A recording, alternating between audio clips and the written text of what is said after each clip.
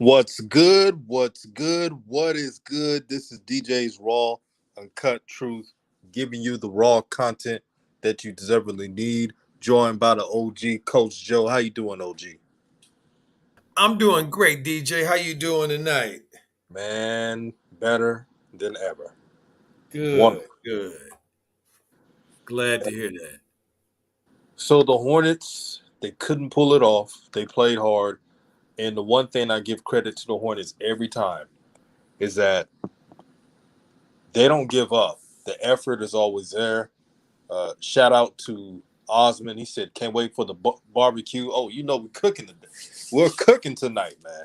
We are cooking tonight. Um, book book night. I what did I tell y'all? He got game. So many people were trying to tell me and Coach Joe that he didn't have game, and I get it. A lot of folks were mad because he was getting more playing time than Jello. But what have I always said? If you're a top pick, you're always going to get minutes. You're always going to get time to shine. Coach Joe, from watching that game, what did you see that was that caught your eye? Well, I'm gonna tell you. The first thing I want to do is give a shout out to the Charlotte Hornets players that played today's game and yesterday's game. Gave it they all and did a to me an awesome job. They did an awesome job with what they had to work with. However, I'll start there. Right. Let me give out also a something I rarely do. Give Lil JB some pub, a shout out, and I'm gonna give him a shout out for injecting JT Thor into the lineup yesterday's game, Yeah, that was good. because it paid dividends today, and he needed somebody to play that Jaden McDaniels role, and he used JT Thor. So since he made the call, I give him credit for that. But what I can't give him credit for is for um, the skills that we saw on display tonight, and the effort that we saw on display tonight from Thor, from Booknight, from Nick Richards, people who don't get that much burn, really played well tonight. And JB led us to believe that those people, they couldn't contribute very much at all, in particular those rookies, do anything to help, which clearly that's not true. And one comment I want to read. I want to read a couple of them. Osman says, "Book night performance made Rozier expendable." We all know that Rozier is very talented, um, but when Book night got drafted, I was mentioning that, hey, the Hornets could be smart to build up Book night, get his confidence up, so you could trade Rozier and save some money, get you a big that you need. We Fact. all know that Lamelo Ball and Miles Bridges are the only two players that the Hornets should keep to build around. Everybody else is expendable. It's nothing personal. It's not like we dislike the players. It's just how the game goes. Uh, Now, if the Hornets find a way to screw this up and not give uh, Miles Bridges an extension, they're going to pay for it when LaMelo's free agency comes up. But look at Book Night. All he needed was a time to shine and some minutes. Nasir King says Borrego getting exposed, not playing the Young Bucks. Facts. See, this coach, the reason why we knock him is due to him having this nepotism attitude towards young players. He's known for this. The Spurs are known for this. When he was with them, the only reason why they got away with it because Pop knows how to coach, and you have a Hall of Famer in Tim Duncan. You could do what you want, but the Hornets are not that team.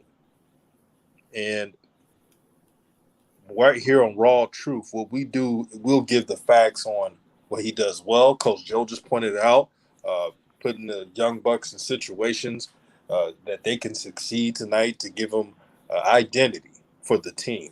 Um, One more shout out to Cody Martin. He's becoming a viable piece to the team. He hustles. He knows his role, and maybe it's a good thing that his brother was traded so he could focus on being himself. Facts.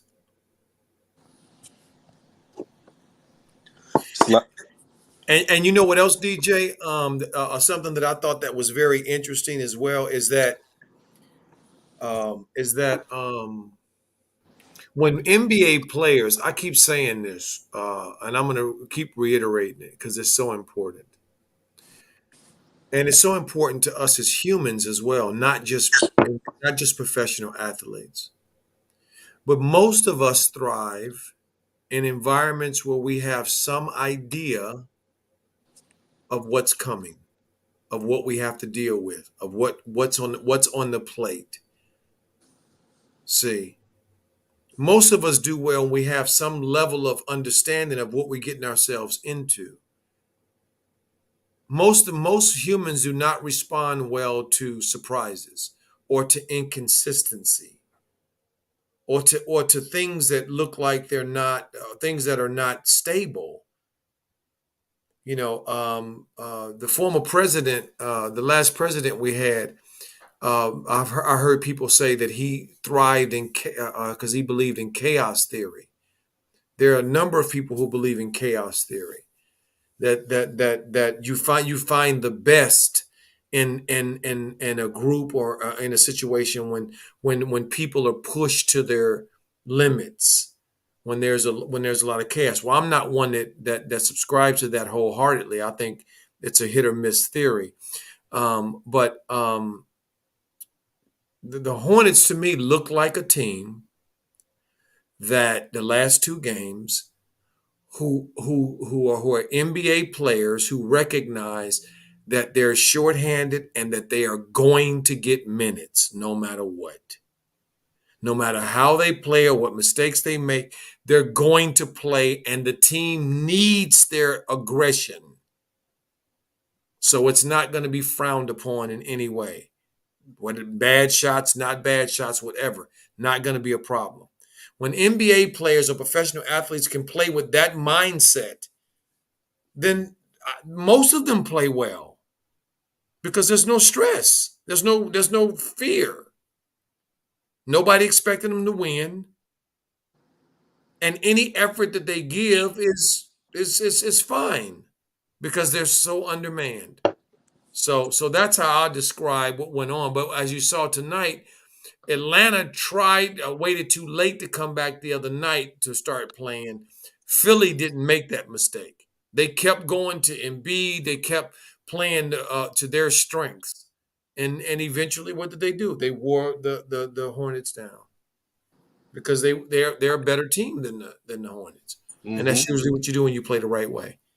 Exactly. JT Thor, man. I like this brother's game. This is what happens when you play the young players.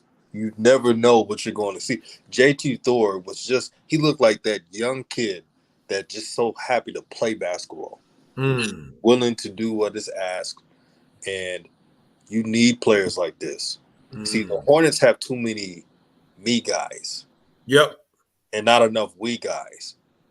But I know what they're going to say, Coach Joe. They're going to say, but DJ, they play hard. Both things can be true. You can play hard and have a selfish identity. Facts. Let me repeat that. You can play hard and have a selfish identity. Look at the last minute of that game. Bad shots. I knew that was going to happen. The Sixers knew that was going to happen. I'm sure Doc Rivers told them, hey, they're feeling themselves. They're going to take crazy threes instead of going for twos. Miles Bridges took a step-back shot, 3, when all he needed was a 2. Missed it. They ran out, hit an extra shot. They're up by 3. Yep. You only needed 2 points. But that's what we're talking about. Now, some may see nitpicking, but when you talk about truth, when you see the truth in the game called basketball, the truth is hard to see for some folks. Facts. I wish I had an accordion, OG. Facts. TB says Booknight finally showed me his game. Never saw him at UConn. Yeah, I watch all the college basketball games. Um, the, what people ask me is, well, DJ, he's shown to be having a little tunnel vision in college. But I tell him, did you look at his roster? I mean, he had to do everything at UConn. Facts. But on this team, he doesn't have to. Actually, Booknight was being passive at the first half. And Mm. then when he got his confidence and not worrying about Borrego looking over his shoulder, because every time a rookie messes up, Borrego gives that look Mm-hmm. and getting all cautious instead of just Mm-hmm. letting the young guys play. Once he Mm-hmm. was dialed in, you saw the ability. I'm gonna tell you, DJ. To me, when I knew Book Night was dialed in, was ready to go. I mean, because I love his confidence. I love the kid's confidence because you gotta have a ton of confidence, especially if you're a scorer and your job is to get buckets, and his job is to get buckets. He's a scorer. So so I like a certain amount of arrogance, a certain amount of confidence in scores, and to me, DJ is when in the first half when they were down at the other end of the floor, and he dribbled behind it through his legs and behind his back and shot a three. Do you remember that one? Yeah, I remember that. Yeah, he missed it, but I loved it. I was like, Mhm. yeah, that's what I'm talking about. I want to see that. I want to see that kid. See, because Yeah. that thing right there that he had right there, that stuff down the stuff that you don't teach. That's that natural ability there. See, and I want to see that in Book Night because he is uber athletic, and he got the right attitude to be to be a two guard and a scorer. So I love him. You know where he's from. He's from New York. You know, the New New York York, ballers, man, out there, they facts. have a certain type of swagger and confidence, man. They feel like they can defeat anybody. And I Mm, appreciate it. I love it. The moxie. mm, mm. I mean, they live and breathe basketball out there in New York. Uh, Mace Major says JB have this beast like Boat Knight caged up in the G League. And now when I had a lot of flack for saying, I remember I said this too, that Book Knight does not deserve to be in the G League. He's better than these G League teams they're playing against. This is a waste of time for him. And they said, well, he needs to work on this. Book Knight needs to work on that. Now you're seeing the G League was a waste of time from him. And he actually could have played some minutes. See, if JB would have treated the rookies like grown men instead of little boys and would have told them that, I know you're rookies, I know you're going to mess up. We just want you to make the plays off the bench. Good things will happen. Well, but see, DJ, the one thing I think we got to make sure that we acknowledge is that JB was playing with house money these last few games. Okay, True.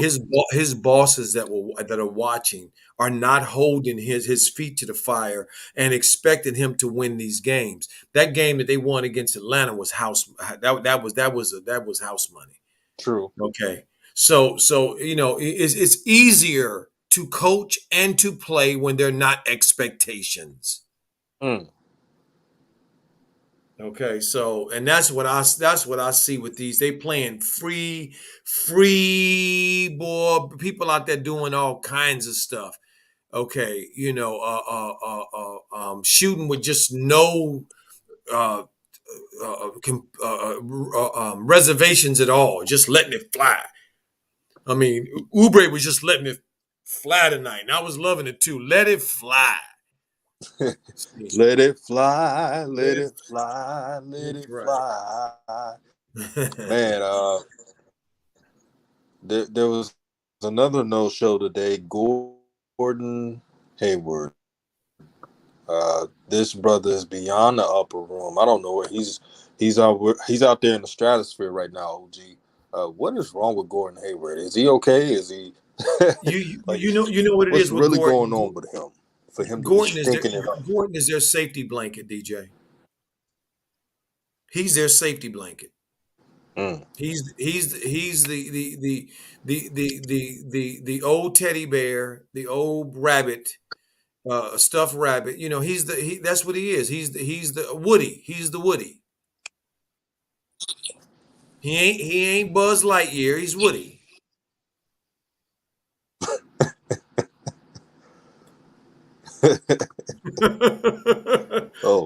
That's Gordon. That's Oh Gordon to me. man. There's a place on this team for him, just not at that price tag. Oh no. You cannot pay that dude that money and him produce at that level. That is just obscene. It's just obscene. So they have to get rid of Gordon. They have to do something about Gordon. I'm sure someone would take him, but here's the thing: they gotta, as an organization, meaning the Hornets, they gotta look themselves in the mirror and say, "We know we messed up. We overpaid for Gordon Hayward." Everybody will understand. You have Lamelo Mhm. Ball, you have Miles Bridges. You build through those guys, and then, um, you take some of that contract because a lot of these teams are not gonna take Gordon Hayward's contract. Not all of Mhm. them. Mhm. So you have enough time to take some of Gordon Hayward's contract. It's not going to hurt you because you got LaMelo Ball under a rookie contract. Everything will be fine. But here's that pride, the up, and that's coming from upstairs. It's coming from MJ. Mhm. He is Mhm. prideful, man. he never wants to be wrong. And this situation here, he was wrong. Coach Joe, I wanted to talk to you about LaMelo in the NBA. Um, Shout out to Sean Brown. He said facts is a business. It is a business. Everybody should be tradable except LaMelo and Miles Bridges is common sense. Mhm. You're trying to And build obviously, you wouldn't trade Booknight and Thor. right. I mean, those are rookies, and they on the great rookie deals. But yeah, without a doubt. I mean, Oubre has been a heck of a surprise to me. Oh yeah. It's a good thing when you feel wanted. Mm-mm-mm. It sure is, ain't it? I mean, it felt like he was an outcast once he was with the Warriors. I Mm. looked at message boards. Warrior fans did not like Oubre. They always blamed him for everything. When in Mm-hmm. reality, he's just a role player. I'm looking Mm-hmm. like, why are you complaining about Oubre when it's not his role to be taking a bunch of shots? And yeah, that's what you got Steph Curry for. Right. Right. Right. But Oubre with the Hornets, he's more relaxed, more refined. There's no pressure. No one sees the Hornets as a contender. So And he and just I'm gonna absolutely, and I'm gonna tell you something I love about Oubre too. Not since Nick Young have I seen somebody blowing kisses to the crowd after making threes. I just love oh yeah. it. Oubre was blowing kisses to the Atlanta crowd yesterday when he was balling. I was loving it. He was blowing kisses to them too. I'm like, Oubre, see that type of personality, family. It takes that kind of personality to thrive in these type of situations, man. This is not the basketball as we know it, and football as we know it, and baseball as we know it, and all these things on the professional levels. This stuff is not like what you think it is. You Mm-hmm. got to perform in a very in a hell of a fishbowl. You got to be used to. Uh-oh. What up? No, I think I just felt a little tremor here in California. Oh boy, good. Yeah, TV just a little bit. Yeah. TV said it's easy to say trade Terry and Gordon, but you have to find a fool. I mean, team willing to take those contracts. Really, what an organization has to do is to add players into the trade. But that's why I mentioned they have to take some of the piece of that pie in what you call of Gordon Hayward's contract. Mm. Trust me, a playoff team would love to have Gordon Hayward, but they don't want him Fact. at that price. Right. They don't want them at that price. Right. Especially if it's not an expiring contract. Exactly. Hmm. So take your losses. See, but it all ends with Michael Jordan, the most prideful person. I mean, he's the type of person. He loses a card game, he's gonna have you restart many times until he wins. He's always winning. There was a player that said he let Jordan win because he was losing a card game 5 straight times. It, That's hilarious. But it's true. It's true though. I'm It's like, true. shoot. But You know, coach, I thought Miles played well. yeah, I like that Miles is stepping up in the fourth quarter and trying to make plays. Although he didn't look um, uh, uh, the few of them shots in the fourth quarter and overtime, were not very good shots. But but the point is you got to take them to make them.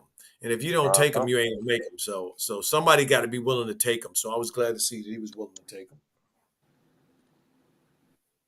Right on. There's a lot of people. I got to say this. The, the same people showing love the book night was dissing him. Dissing him. Yeah, they were dissing him. They said he was this. Me and you have been consistent on book night. We knew he had talent. We knew that that all he needed was an opportunity. And Mm-hmm. just look, we're right. We're not bragging about it. We're just being honest. We were right. Right. Right. I treated Book Knight like a young what? He's 20 years old. He's a 20-year-old. Yeah. That's how I Something like judge him. that. So Mm-hmm. I never tripped about the little mistakes he had at the summer league or anything else. I Right. knew once he got comfortable, things would be well. Right. I think my feeling is DJ going this year. I think they may end up being stuck with Gordon. And that might not be. Oh, wait a minute. Cunningham had 28 and 11 tonight Oh, for he's been Detroit. balling. He's been balling. Oh, okay, go ahead there, Gabe. Go ahead there, Cabe. They lost, but go ahead there, Cabe. He's carrying Um, the Pistons, coach. yeah, well, him and the Grant kid, right? uh, you talking about what's called son? Jamani Grant. Yeah, No, no, no, him no, and no, no, Grant. no, no, no, no, no, no. The kid from Oklahoma City, the kid that was on the Olympic team, Grant, Grant. Let me see. Harvey Grant's son, the two Yeah, twins, we're talking Horace about and the same. Harvey. Yeah, Yeah, Harvey Grant's yeah, son. we're talking about the same person. Okay, he nice. Yeah, he is nice. Jermani Grant. No, Yeah, Jeremy Grant.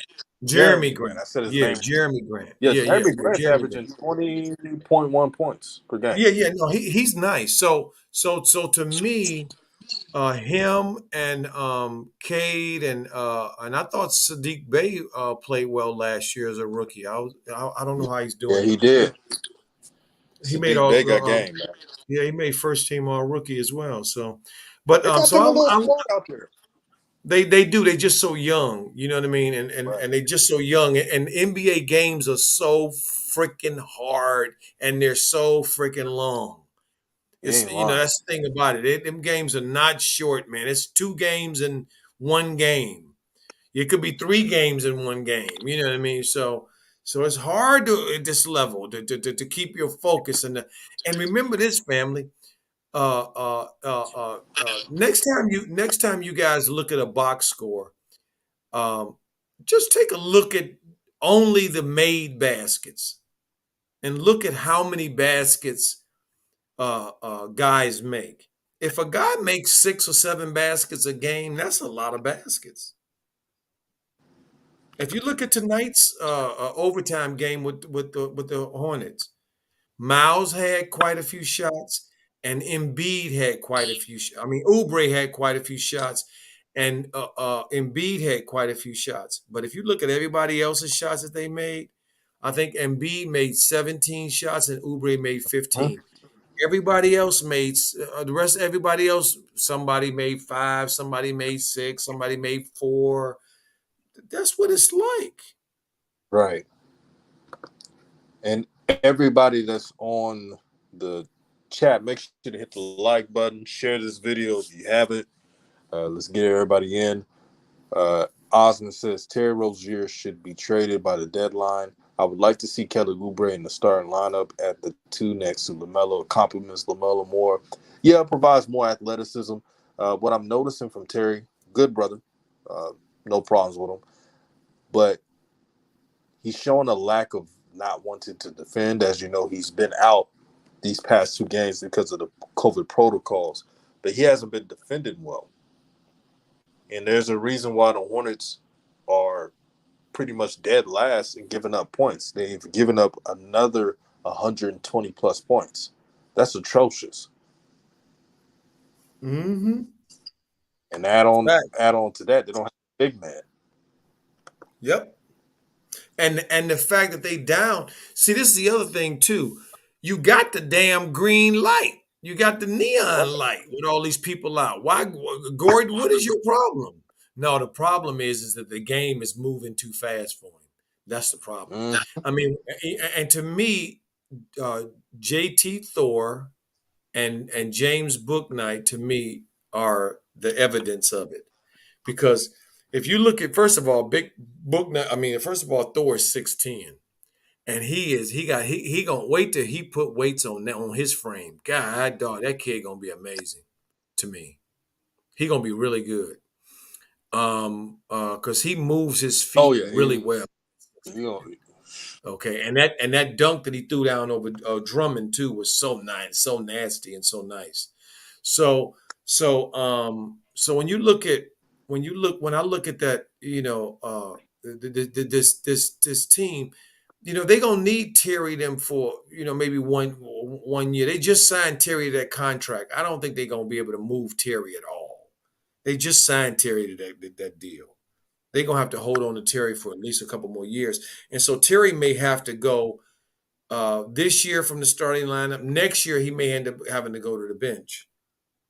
And then having Booknight start and then him coming off the bench and providing that spark off the bench. That's what might end up happening with Terry. And then Gordon's contract will be a lot better next year to move. Because I think he'll only have a year left on, or maybe 2, and that's not a lot. 2 is not a lot.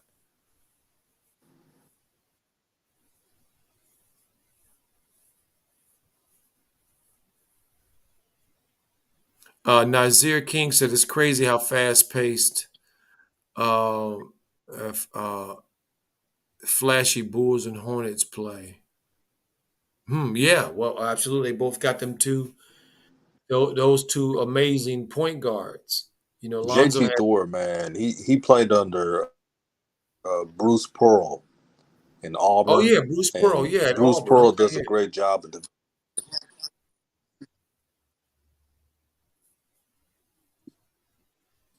DJ, you there? Hello, are you there? You there, Coach Joe? I can hear you now. I couldn't hear you. Can you hear me?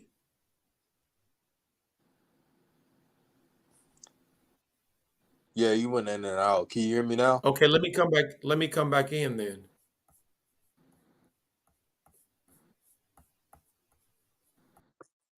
Yeah, I'm here. Are you there? Yes.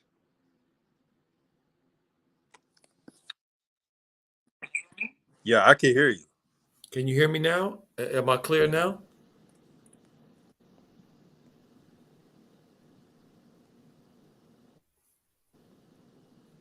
I don't hear you though, DJ. Family, can you guys hear me in the chat? Can you hear me and DJ in the chat? TB, can you hear us? Can you hear me, TB? Coach Joe? Yeah, I can hear you now, but I couldn't hear you. You Yeah, probably were I can speaking. hear you. But can you hear me? I hear you now, but before it there was just silence.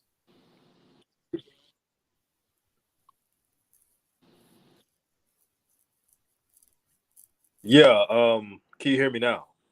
Yeah, I can hear you now. All right. A glitch. Yeah. I was saying that JT Thor was trained. Yeah, JT Thor was trained by. He was coached by Bruce Pearl. Bruce Pearl. He gets Right. his players to play very aggressive, players with length, players who know how to play within the system, role players. Any Bruce Pearl, because it was Tennessee at first, and now it's Auburn. You know what they're gonna do? Right. They're not high maintenance or low maintenance. And JT Thor Right. talk to you about this. Give me your thoughts about Lamelo situation with these with the protocol in the NBA. Before you go in, Coach Joe, everyone that listens to Coach Joe knows that he popularized the word, a game within the game within the game, between the game, um, letting you know that there's things that we don't see that ESPN will never say, Fox Sports, you name it. So, Coach Joe, from everything that you saw happening now, the Lamelo situation, what do you think is the problem with that? Well, I'm gonna tell you the issue to me, DJ, that screams right now is and shout out to LeBron James for being the person to speak out about it because he can. It's not clear, and that's the problem. We've been dealing with this COVID situation for a long time now. They played all last year with the COVID situation. So it's not like they don't know what to do. There's not protocols set up. There's not the infrastructure in place to support a succinct and clear um, protocol for how to deal with COVID.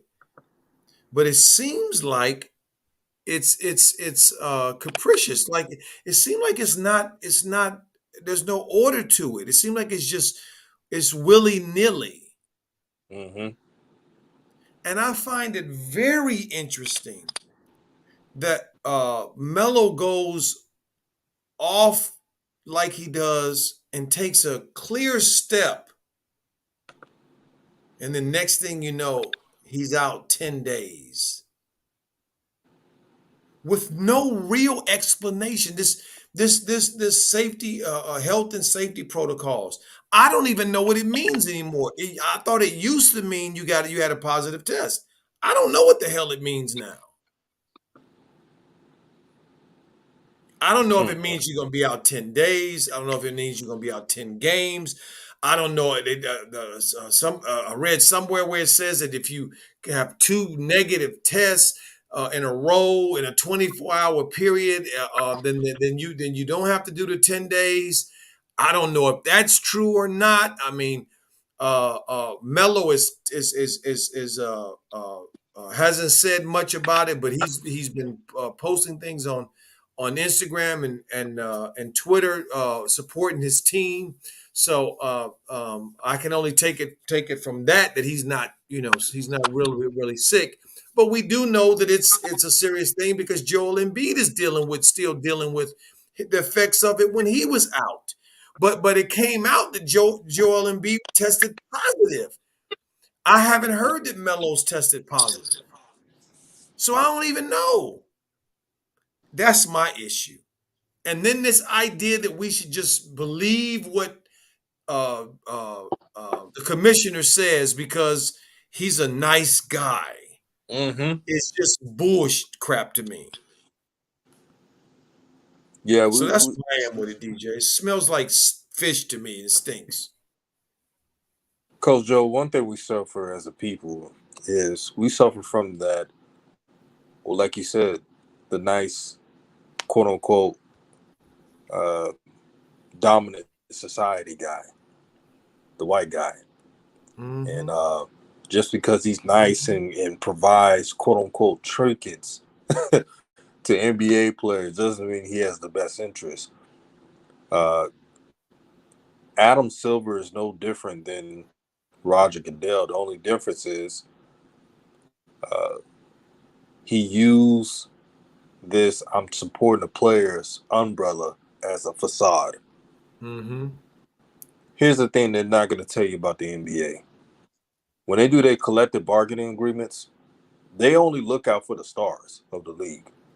So if you're just a regular middle role player, you're not going to get the benefits like the other elite players get. Because as long as they make them happy, that's all that matters.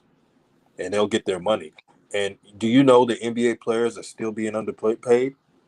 Now, that may be hard for some of you to believe because they're making all that money. But that CBA that they done, there were no long-term, what you call lifetime health benefits. None Facts. of that. Facts. All they did was get more guaranteed money because really it's easy for the NBA to get more guaranteed money. You have a roster of 15 players instead of 50. So it's nothing to be uh, proud about. Adam Silver and these protocols is ludicrous. They won't tell you if they had COVID. We don't even know if I don't even know if LaMelo had COVID or Terry Rozier had COVID. What I'm hearing is they broke protocol. But why are they out for 10 days? That makes no sense. Now, if they would have caught Facts. COVID and they had to wait, I would understand. But they got everybody in the tizzy right now because they want to seem like the disciplinarians. But really what they're doing is over policing. That's the problem. They're over policing the policy. And that's killing the Hornets. If LaMelo would have played tonight, they definitely would have beaten um, the 76ers. Him and Rozier, that would have helped. Mm-hmm. Now they lost. All I ask for from the NBA is clarity. It's not too much to ask. Transparency. Instead of this fuzzy wuzzy was a bear shit. Try to, everybody trying to figure it out and piece it together. You Mm-hmm. know, that nonsense, doing that nonsense. Yeah, they See? gotta change that up, Coach Joe. I'm glad LeBron spoke up about it. He knows it's messed up. The whole league knows it's crap, and it doesn't help the players. Mm-hmm. This rule was only proposed by the NBA to protect their bottom line. Yep. Yep. And Yep. like the Paul Mooney skit, you know who you are now. Yeah, you think them players. You think but Adam Silver is a good man. He looks out for all the players. I bet you know who you are now. Mm-hmm. That reality, man. Mm-hmm. That wake up Facts. call is something. They got the NBA players got their wake up call, Coach Joe. That's right. The NBA is not your friend. Once the It's players a business. understand this, it is a business. And once they understand this, they're going to feel more empowered and move at a certain way. Osmond says, I find it funny how Adam Silver and the rest of the NBA is mad at Ben Simmons for to to refusing, but are cool with the Rockets are treating John Wall. Yeah, it's crazy, man. But that's the NBA, man. That's Well, professional it's always sports. one. And you know what, DJ? It's always one sided, and the John Wall situation is classic. Is a classic. Nobody's really talking about it. It's not really something that's a concern. But they're benching him for no reason at all. He ain't hurt, Nope. and they're not playing him. See, and he's supposed to be okay with that. Well, we're giving you, we're paying you. Nonsense. That's the NBA. Better yet, Mhm. that's professional sports leagues. Um, I wanted to talk Facts. about the Bulls real quick. Coach Joe, did you watch that game?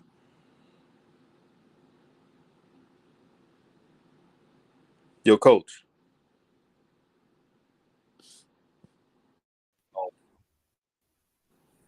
If you can hear me, I can't hear you. Oh, okay. I was saying, did you watch the Bulls game, Coach Joe? Last thing I heard you say is I wanted, or last thing I heard you say was I wanted to talk about. How about this? Let me get off and come back in. Let's try it. Yeah, I'll hold it. Blunt Dog 513 three says peace to the family. What's up, chat?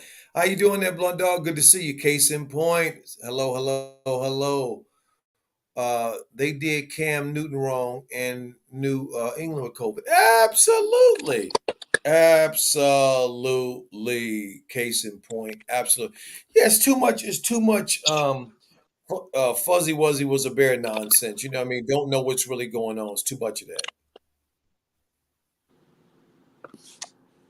Can you hear me now, Coach O? Oh yeah, I hear you loud and clear. Good, good. I said I wanted to talk about Lonzo and the Bulls. Did you watch them play? I did. I did watch the Bulls tonight. Who were down? Who What? were down? Their closer, DeMar DeRozan, and one of their very versatile pieces, AOC, down two big time pieces against Denver tonight. Yeah, they look pretty good, man. Not pretty good, really good. Uh, Lonzo had 20 points and let me check stat 20 points and 10 rebounds. Um, Hmm.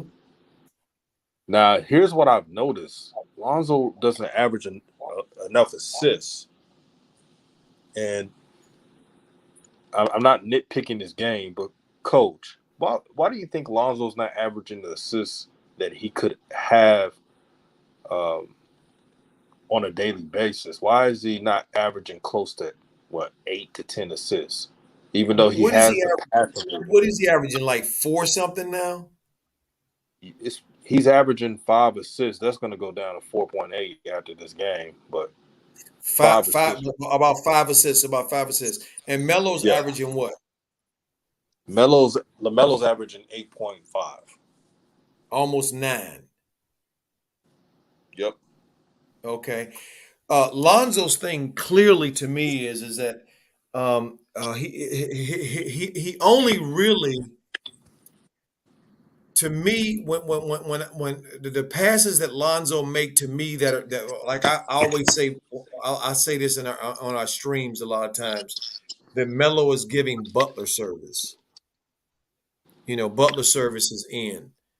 That means giving it to you on a silver platter. See, Melo gives it to his guys on a silver platter in many different ways. Lonzo only does it in one way, really, and that's the long pass. The hit ahead, he'll do the hit ahead and get an easy one that way and pick up an easy assist. But a lot of times Lonzo to me is just moving the ball. He's not really initiating the offense in that way. Not really at all. He's just Hmm. moving the ball. Right. And his inability to attack the basket is is also a reason why he doesn't average those assists. And what we get all the Mhm. time is not about stats, but sometimes stats tell the whole story of your career. So if you have a player like Lonzo who has an array of talent in passing, and he's not getting almost digit assists, there's only one reason, well, two reasons. The reason you stated, Coach Joe, and the lack of ability to drive to the basket. I've seen games where Facts. LaMelo was he wasn't even on his A game in scoring, but since he attacked the paint, you will see him with 13 to 14 to 15 assists because the defenders saw him try to attack. So they had to respect it, even if he missed. And when Lonzo gets to a, a level where the failures of not making free throws, not scoring enough, once that's out of his mind, I think you see that the best type of Zoe. But every time Zoe has these games, then he'll go back to a game where he only averages 7 points and 5 assists. So that's really he has to work on consistency. And there's nothing wrong with what I stated because it's all truth. We've been watching Zoe play for how long, Coach? 5 years, Oh yeah, exactly. Long time. right? And what does he do that is always consistent? He's consistent at being inconsistent. Yep. Somebody text me, Coach Joe, and say, "You see that from Zoe? You see that? I told you, man." You, Mm-hmm. I said, you better. Mm-hmm. I was like, bro, is he gonna get that 20 again next game? It's not about how much points Zoe has per game, but it's about taking the opportunity to exploit mismatches. So That's a if you have, part of it. and Coach Joe, you seen times when you watch the Bulls, right? A Uh-huh. defense would be like, Zoe, we're not letting you shoot any threes. And when they do that, what does Zoe do, Coach Joe? I'm sorry. You broke up, DJ. Say it again. Yeah, there will be games where a team will take away the passing lanes and tell the coach will tell his team that, hey, we're not letting Zoe take threes. Well, then he'll just stop shooting. Right. That's the problem. He'll That's just the stop problem. shooting. He'll just pass it faster. Corrupt says, I got a troll here. Corrupt says, get that out. Sorry, we had a couple of troll. He said Bulls got two ball stoppers, DeMar and Zach LaVine. Um, what do you think about that? Do you think DeMar DeRozan and Zach LaVine are ball stoppers, or you think they're just trying to find a way to win games? I think it's both. I think it's both. Zach is uber athletic and is a third level scorer. He can score at the basket, mid range, and 3-point easily. And Zach shoots one of the easiest threes in the league. I mean that jumper is so he gets so much elevation on that jumper, and that thing looks so smooth and easy. It ain't even funny. So Mm-hmm. so when they get the ball, when the ball is swung to them, they're looking to because again they're both two guards, so they looking to score. They're not looking to too much to facilitate too much. And DeMar is definitely looking to put the ball in the basket. Definitely looking to put the ball in the basket. See, so there is some truth to, and that's not a bad thing because as we saw the other night before the other night when they played, I can't think of who they played. Oh, when they played KD them, and him and in the fourth quarter, the Bulls and DeMar and KD were in a shootout. In the fourth quarter, a mid-range shootout. Okay, well, they both was coming down. I think they both made 4 or 5 in a row, eat trips down. So, they needed that. The Bulls need that Whoa. that Eat that trips down. So huh? no, keep going. So somebody said something. No, no, no, no, no. That was a glitch. Oh, okay. Yeah, That naked thing is still in the chat, DJ. yeah. I was trying to block that. Okay. Um. So for me, um, dude, that threw me off, DJ. I'm sorry. That Yeah, whatever threw me off. yeah. I had to block that. Just Yeah, these. it's still in there too. All right, let me get that out. And moderators, if you see any more troll accounts, just remove it. All right.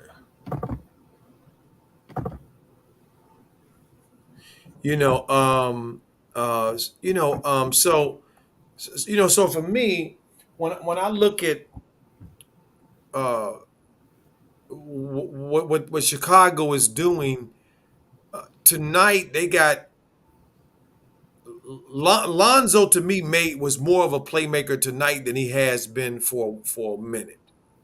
Right. Okay, because they needed it, they had to have it. There was no AOC, so he had to play a lot of minutes. True. See, and he had to be productive.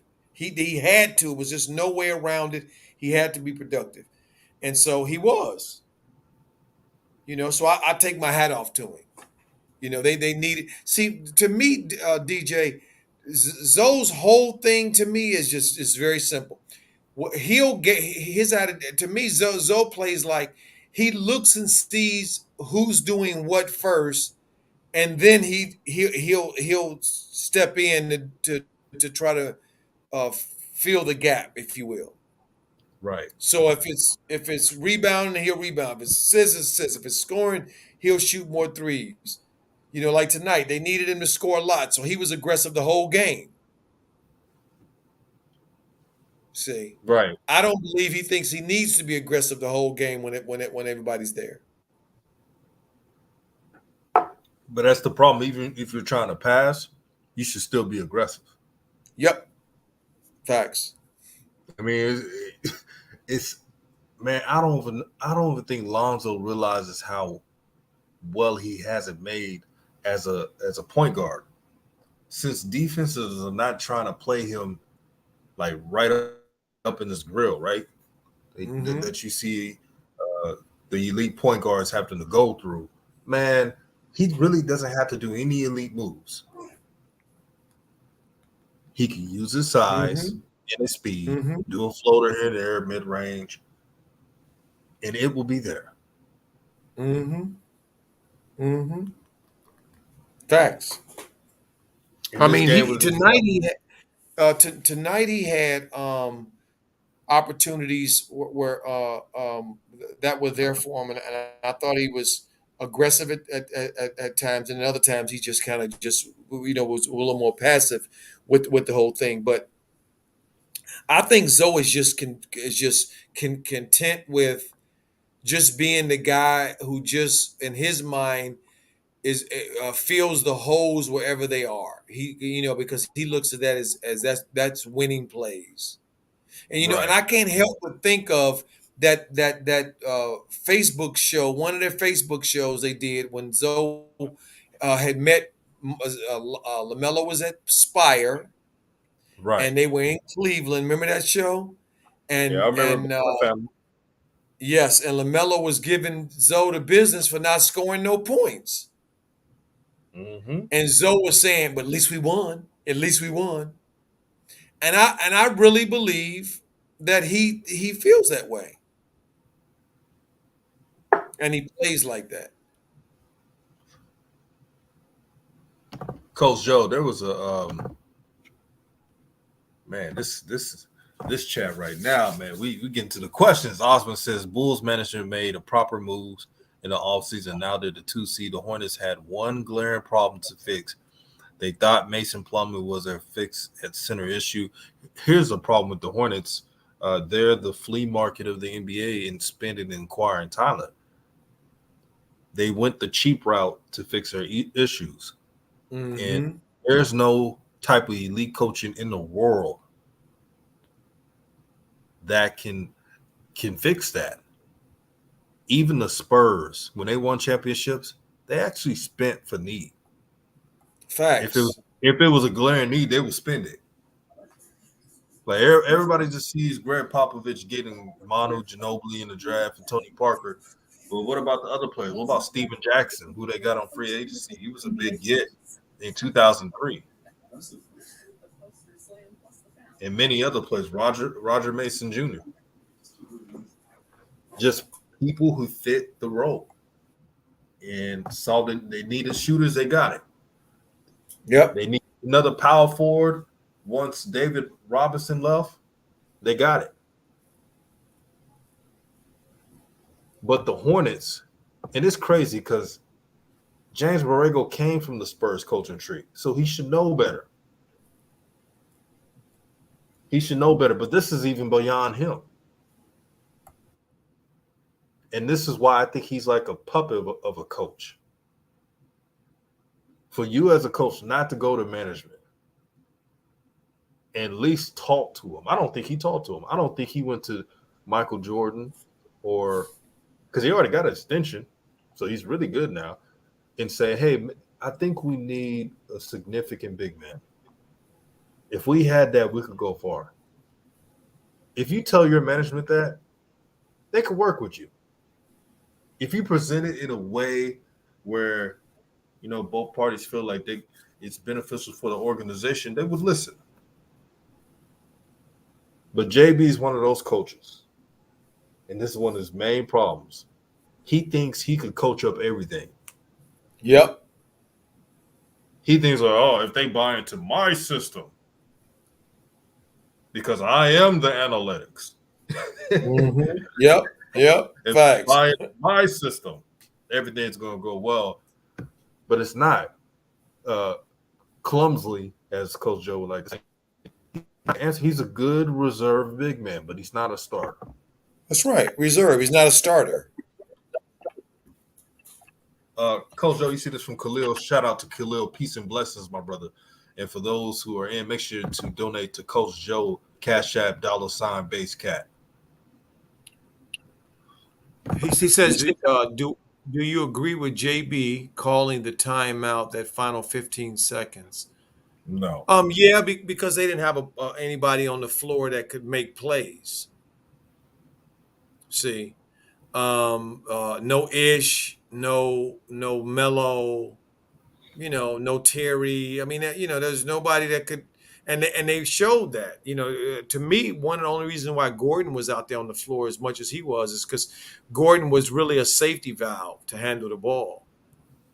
That's really what it was. Because remember, because the truth of it is they had Cody Martin playing point guard tonight, and I like Cody, but Cody cannot play point guard.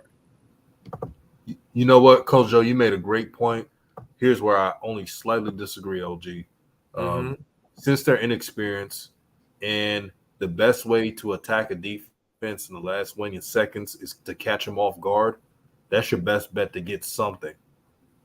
Because what happened was, I don't know if you saw it, but Philly set up their defense. That timeout was beneficial to Philly. They made some substitutions. That worked. Mm-hmm. And they got the best defensive coverage for it. We both made some good points. But DJ, I don't disagree with that. You're making a good point. I think one thing that I want to illuminate is the fact that a couple of plays before that, if not the play before that, the Hornets possession, they got the ball in Oubre's hands, and if y'all remember, he turned it over almost. He shot a really bad shot, and he couldn't really get a shot off. And then Miles tried to get a shot off too, and he did some drive to the basket and faded away and shot some shot that didn't even come close to going in. Yeah. Ordinarily, I would say that if Melo was in the game, or even if Ish Smith was in the game, I would have said they should have kept going. They should have just caught him off guard. But with them dudes who was on the floor, to me, if they would have kept going, somebody would have tried to be a hero and threw up some bull crap, and that would have been no better. True. Let me see. Osmond says Zach LaVine bad shot selection is going to cost the Bulls in the playoffs. Also, not being assertive, especially in the half court, is too. What did Zach shoot tonight? Zach LaVine, let me check that. Let me see. What did Zach shoot tonight? Zach is usually very efficient. Right. Zach LaVine shot 13 for 23. I mean, that's at 500 field goals. He did shoot 3 for 9 for threes, but he did shoot. Wait a minute. 13 for 23? Yeah. That's better than 50%. Right. How was that inefficient? The only thing he was inefficient in was threes, but everything else is good. Wait, what did he shoot in threes? 3 for 9. But everything else was good though. Free throws was 3 for 4. Right, but 3 for 9 is, what is that, about 40? What is that, about 38%? Yeah. That's good. Oh yeah, like and subscribe. 53 and counting in the chat. Show love. Share the channel.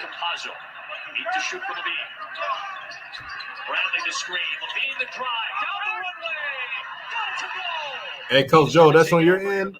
No. Oh, that's sorry about that. That was on my end. Yeah, yeah, You pressing all the buttons and stuff, and yeah, man. Yeah, I feel like Expect a Gadget. I'm all over. yeah, you're all over the You place. feel I hear me? you. You working that board. I hear you working that board. Man, brother got to do it, man. Blunt Dog. Yes. So I like the name Blunt Dog. Yes, He I like said, Blunt Dog. at the first, I thought Lonzo would make a strong push for all defense. Not sure about that now. He has time, but the defense has been good and great at moments. But again, what did I say, Coach Joe? Lonzo's only problem is consistency.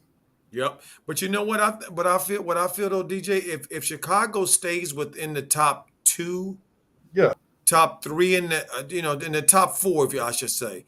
And if they finish, there toward toward the end of the year, I believe that Lonzo will get a nod for all defense. I Without a think so doubt. too. Yeah, I think so too, man. It will be beneficial, man, for his career.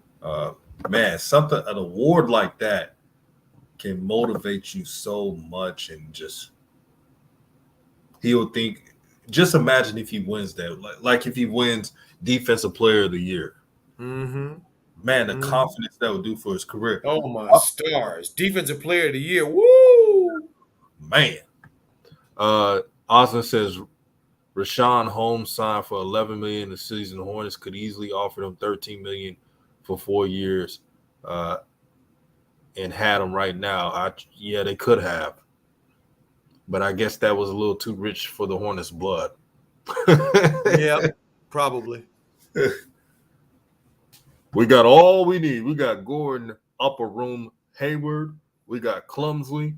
We don't need anything. Right. We got old Terry. We got a gun in Terry. So hey, we all good. Yeah, we good, man. We're a contender. Osmond says Hornets could easily have 4 or 5 more wins right now. Those losses are going to be crucial in April. Man, that's why that protocol, man. Because the Hornets, they're not on the easy stretch. Not at all. I believe LaMelo may come back on the 13th. Is that correct? Or I'm hoping. I'm not. You know what, DJ? For me, I ain't even looking at it because I don't know what to think. I don't know what they're gonna do, and I don't want to be disappointed. Me either, man. I'm on a free trajectory right now. The NBA they like to go overboard in punishment, so I'm on that see it till you believe it stage right now, and until I see it, I ain't even gonna just worry about it. But I tell you this though. This is what I don't like. This is what I don't like, DJ. I really don't like it. If they are insinuating or stating that Melo broke protocol, and that's the reason why he's being out for 10 days. Not that he has COVID, not that he tested positive for COVID, but that he broke their protocol. I'm gonna be hot. God damn it. Oh yeah. I'm gonna be hot as hell if I find that out.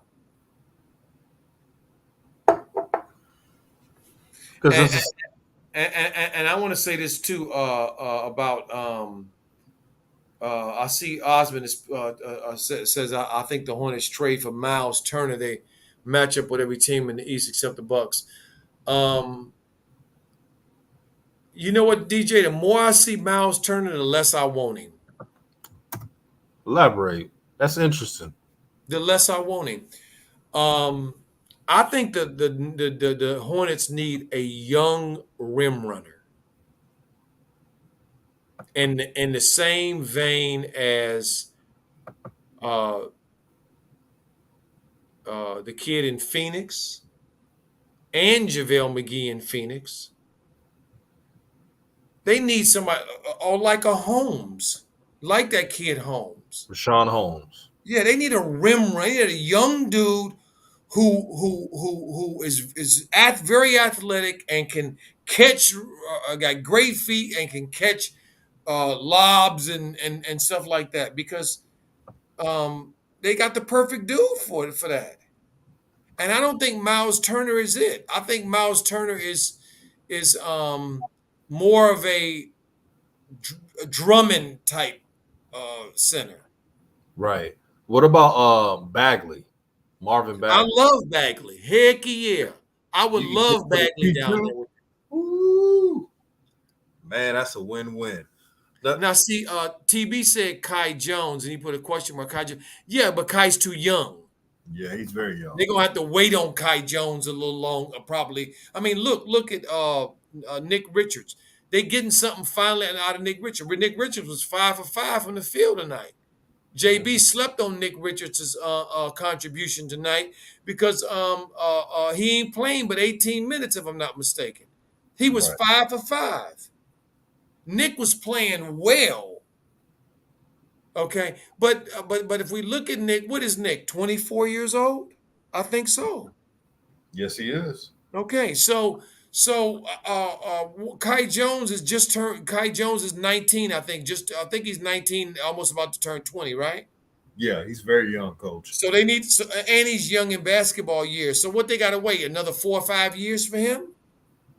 I'd rather have Bagley now. I agree. That's the player.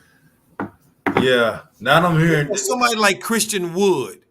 Oh, You know what I man, that mean? was Chris perfect. Wood. You know what I'm saying? Somebody young and athletic. I'm not down. Miles Turner to me ain't the deal no more. I don't like him. Because to me, Plumlee is the backup they need. So you got your backup. Right. You're stiff of an old kind of center. You know, and TB says I'm not looking forward to Plumlee coming back. Me either. In his telegraph himself, always looking for His Mr. buddy. Oubre. Yeah, resulting in turnovers every single time. Every time. Somebody said Bo. What you think about Bo? No. Bo to me isn't ready yet. Okay. But Bo to me ain't ready yet. He's still he's still 2 or 3 years away. Mo Bamba is ready now. Yeah, that's definitely still Bagley to me is ready now. Holmes is ready to me now. See. So to me, they need some players like that. TB says, was Bagley in Luke Walton's doghouse? Facts, he was. Yeah, he was, man. And he's They playing. didn't like his daddy. No, they didn't like his dad because his dad's outspoken and he don't. Dad again, not liking a black man. Mm-hmm. Same thing with Lavar. Criticize coaching. Yep. Criticize the coaching. The next thing you know, they take it out on the kid. You know what's crazy, Coach Joe? Uh-huh. What Marvin Bagley's dad said is no different what the media pointed out. Facts. But because he said it and he's a brother, Luke Walton was in his feelings. Mm-hmm. He did the same crap with Zoe. Mm-hmm. Facts. Osmond says Miles Turner is 26 years old, who leads the NBA in blocks and shoots 40% from 3. I like the blocks part. I don't like the 40% from 3, to be honest with you. Why you don't like that, Coach Joe? That's a good because the Hornets got enough dudes who can shoot. They lead in the league in percentage in 3 points right now. Did y'all know that? They're leading the league. The Hornets are leading, not the Warriors. The Hornets are leading the league in team 3-point field goal percentage. They don't need another dude to shoot threes. Their problem is they don't have a dude that can rebound the damn ball consistently and play big down on the box. That's the problem the Hornets got to me. PJ shoots threes. Miles shoots threes. Lamelo shoots threes. Terry shoots threes. Gordon shoots threes. McDaniel shoots threes. Cody Martin shoots threes.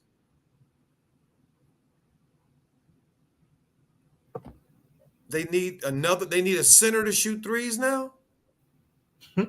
I don't think they do. I think they need a center to be a center. They need a big man that can catch Melo's lobs, that can set screens and roll to the basket, and Melo can throw him alley hoops, and they can be easy baskets. I think that's what they need more than another 3-point shooter. I think they need somebody who can rebound the damn basketball consistently. Shout out to JG. He said, sorry, fellas, but the Hornets isn't going to make a move for the center until the end of 2023 season because all three centers will be free agents. They're trying to see who they could keep till then. Well, if they keep being that cheap, brother, they ain't really going that far. The Hornets are JG said it right. Said it exactly right to me. The Hornets also lead the league in scoring. They do. And getting scored on. They do. Right. And to me, getting a 3-point shooter, another 3-point shooter is not going to help that situation. Now, getting a center that's leading the league in blocks, that will help. Man, I'm warming up to the idea of Mo Bamba. I love Mo Bamba. Mo Bamba, I would trade for him right now. He has a cheap contract. Man, that should have been the first thing the Hornets should have done this past off season. Yep. You make a trade for that. Yep. Wouldn't have cost that much. Nope. They're trying to tank. And it fits LaMelo's skill set. Melo likes to drive to the basket, and he likes to dump the ball off to get Butler service to the big dudes. Remember the first year, how many times did what's the brother's name that kept dropping the ball and when Melo's trying to give him Butler service and then he finally brought on Biombo? Yeah, Bismack Biyombo. By the middle of the year, after toward the second half of the season, he got much better at catching the ball and finishing around the basket because Melo had just been giving him the ball so much and he dropped it so damn much and fumbled it so much. It's not even funny. That's what they need.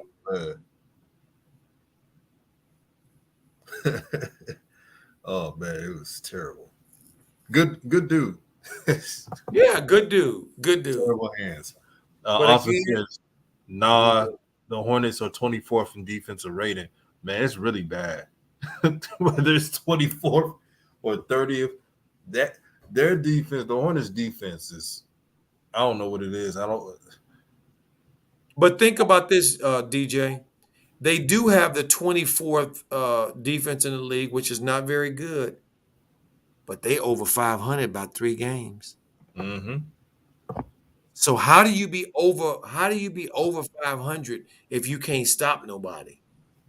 You outscore them. And that's what they're doing. I heard the announcer say tonight that the Hornets are averaging 17 makes a game. 17 makes a game as a team. That's a lot of 3-pointers, family. 47 says Lonzo is playing only to win. Nothing else at this point can change his game. LaMelo plays to win too. But he's not going to just sit there when everything is good. And that's what Lonzo, he has to work on to take this team to another level. Because there's going to be tough playoff games when Zach LaVine may not have it or DeRozan may not have it. He's got to push the pedal to the metal. And if he does that, the Bulls can really go to another level that they haven't been to in a long time. Mm-hmm. See, that's the difference. Yep. You keep saying stats. If, let's say, Zoe averages 15 points and 10 assists, you know what that tells me, Coach Joe? That tells me that he's being aggressive. Absolutely. 4 straight quarters. Absolutely. See, 15 points and 10 assists is not really, it's not like 20 plus. It's not eye-popping stats, but it's efficient. Depending on how many shots it took him to get that 15. Blood Dog says they got lucky. Right. I'm not talking about 5 threes. 5 3. Like you, every time I see like they game he had 27 points. Let me see how many threes he got. I saw. Right. That's right. That's what we always say. Let's see how many threes he got, because we know that's how he got most of his points. Shout out to Zoe. Blood Dog says they got lucky getting Lamelo. Remember this: the Hornets we're talking about. They are always sketchy when it comes to getting quality talent. Yeah, they got luck on getting Lamelo because the Warriors' Steve Kerr was a sensitive coach, still a sensitive coach, and was mad because LaVar called him nilly vanilly of coaching.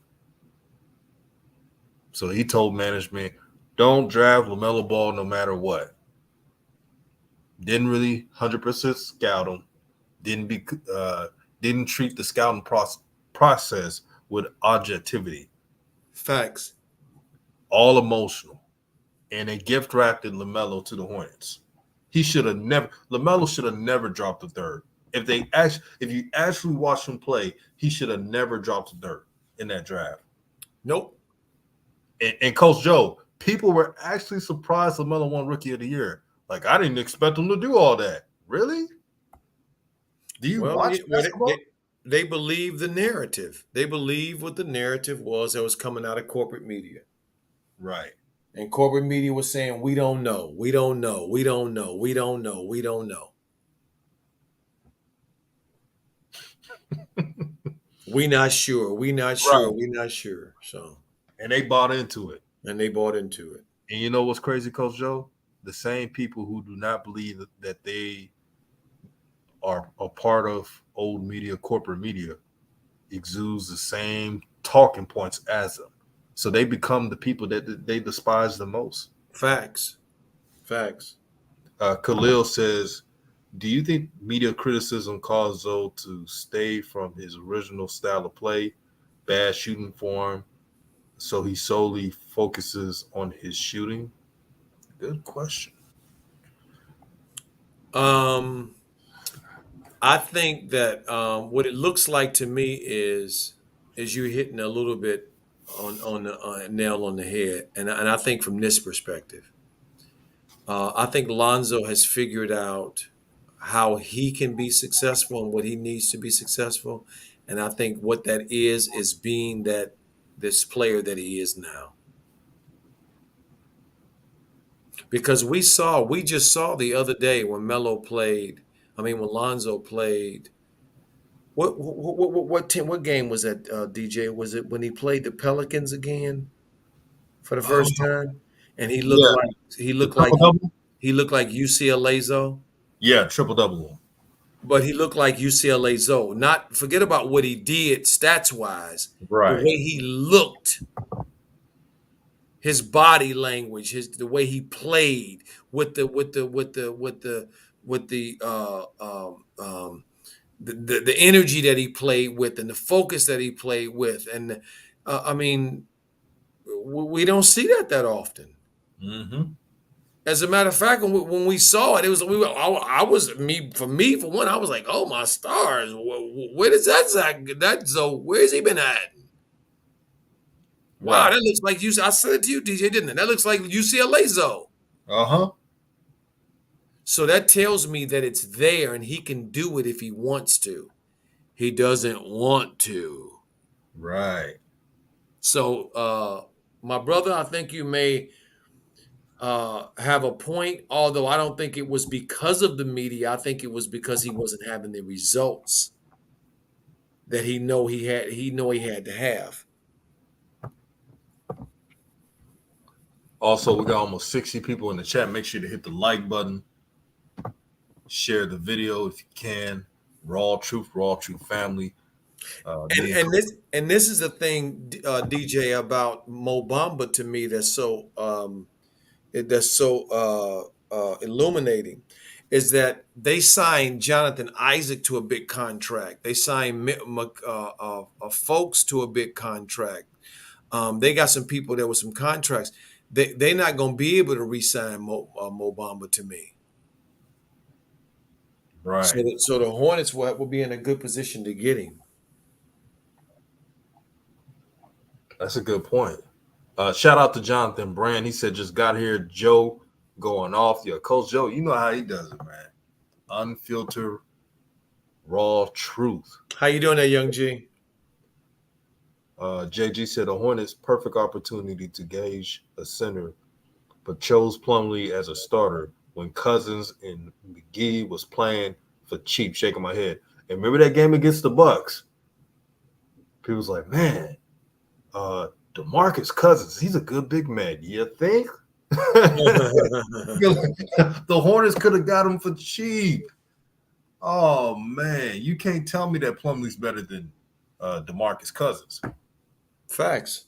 I mean, all he had to do was just offer a bag of wrap snacks, wrap snacks, and they would have taken it. That's all you need. That is all you need. Yep, some wrap snacks, and that'd have been it. A Boogie could have been yours. Right. But they didn't want Boogie. Oh, Mo Bamba is a free agent next season. They better hope he doesn't go to a playoff team. Wow. I mean, but what I'm finding very interesting here,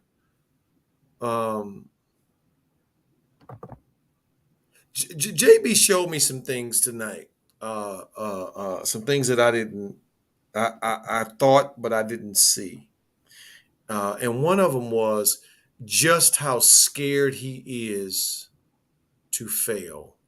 Right. See, family. Scared money makes no money. Scared playing makes scary players. And same thing goes for coaching. You know, a coach can coach from a standpoint of the glass is half full, and he or she can also coach from a place of the glass is half empty.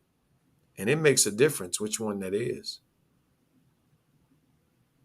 And JB showed me tonight when Nick Richards came out in the beginning of this game with the appropriate energy, with the appropriate focus, scored and battled Embiid a man-to-man in the beginning of the game. And he managed to only get 18 minutes, and Embiid had 42 or 43 on 12 of 15 shooting. So clearly he wasn't being bothered at all. Clearly. And most of the game he was being guarded by the Lilliputians. Miles and PJ. And so he was just going house on them dudes because they little. And how them dudes going to guard him, they can't. And the fact that JB kept going to it tells me that he was trying to manipulate this game and trying to get a win out of this game, knowing that it was not going to be likely. And he tried to do it without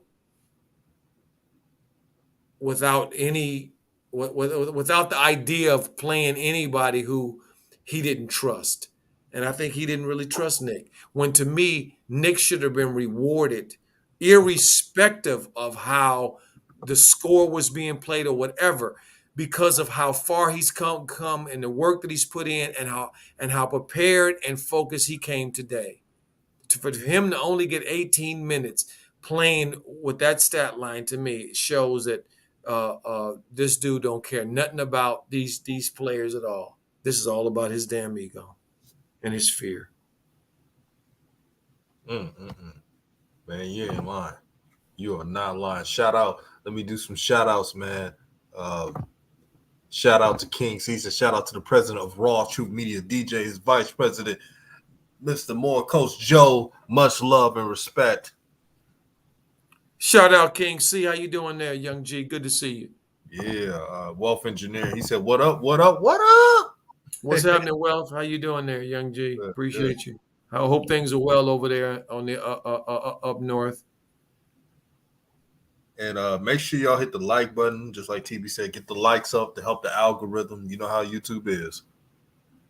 It's a game within itself with YouTube. Anonymous dude 123 said, "Happy holidays, DJ's Wrong Cut Truth community. You guys knew you had a superstar in Lamelo before the masses enjoy the basketball. I appreciate that, brother. And Yes, thank you. Appreciate man, that. man, Coach Joe, remember the days we doing streams about Lamelo and the flack that this brother would get. Woo wee, man, oh man. Man, oh man, that was amazing, boy. How much crap we took for our belief in Melo. Wow. Man, remember that game where Lamelo? It was Lamelo's first game. He played 15 minutes, took 5 shots, and he had 0 points. And people were calling him a bust and everything. I said he only took 5 shots in 15 minutes, coming off the bench. That No, DJ, look, let me tell you something. They were cranking up the pry. Okay, they had built up this whole boat with all kinds of wood and everything else to just cook Melo. Okay. And then when he started playing well, boy, you should have seen how they were running like roaches when the light come on, Jack. You can believe that. Getting out of there. It's just really amazing to me, you know, the flag that we took. But I mean, our boy is just really, and I don't want the Hornets fans to get this twisted. This effort that you see out of the Hornets is an awesome effort. right. Okay, but this is people playing with house money. Don't get this twisted. Nobody expects them to win any of these games, and they are all NBA players, and they all have talent. So when you tell a dude that has talent, okay, that's a professional a ball player, whatever it is, that you can just go out and just swing for the fences and shoot for the fences and throw for the fences and whatever, and just do your thing, man. That's the best sounds they could have ever heard in their life. Shoot, no doubt. And King C says, do y'all think that Plumlee was handpicked by Gordon Hayward? I wouldn't be surprised. I think he was consulted. Right. Something happened. I think he was consulted. Jonathan Brand said years ago. Oh man, yeah. Throughout the whole year, they've been hating on LaMelo. When he had 92 points, they hated on LaMelo. Yeah. When he went to Lithuania and barely playing, they made fun of LaMelo, even though he was a teenager playing pros. Yep. And at the top of that list was old media. Mm-hmm. And some of our people doing it. Right. Charles Fat, Krispy Kreme, loving Charles Barkley. He was one of the main ones. Mm-hmm.